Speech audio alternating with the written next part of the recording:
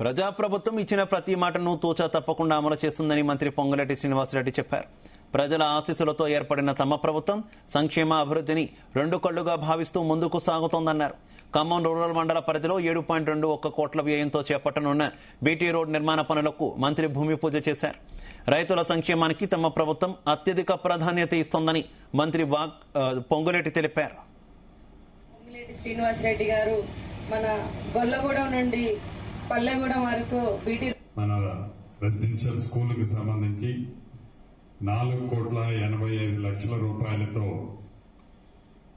ఈ 5 ఎకరాల ప్రాంగణంలో మరింత అభివృద్ధి, అంటే అది వంటగదులు కానీ, క్లాస్ రూమ్లు కానీ, నివసించే రూములు కానీ, ఓవర్ హెడ్ ట్యాంక్ కానీ, మీ ప్రిన్సిపాల్ గారు అడిగినట్లు ఫెన్సింగ్, సోలార్ ఫెన్సింగ్ కానీ, ఇలా టాయిలెట్స్ కానీ అన్నీ కలిపి 4,85,00,000 రూపాయలతో ఇంతకు ముందే శంకుస్థాపన చేసుకున్నాం. ఇది మీ మనసుల్లో ఉన్న ప్రభుత్వం, పేదవాళ్ళకి అండగా ఉండే ప్రభుత్వం, పేదవాళ్ళకి మంచి చేయాలని తాపత్రయపడే ప్రభుత్వం.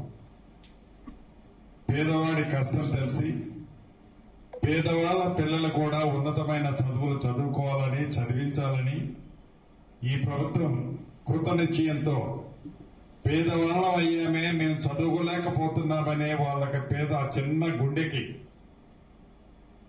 అటువంటి ఆలోచన రావద్దని ఈ ప్రభుత్వం చిత్తశుద్ధితో విద్య పట్ల గౌరవ ముఖ్యమంత్రి రేవంత్ రెడ్డి గారు కూడా అదే శాఖ చూస్తున్నారు.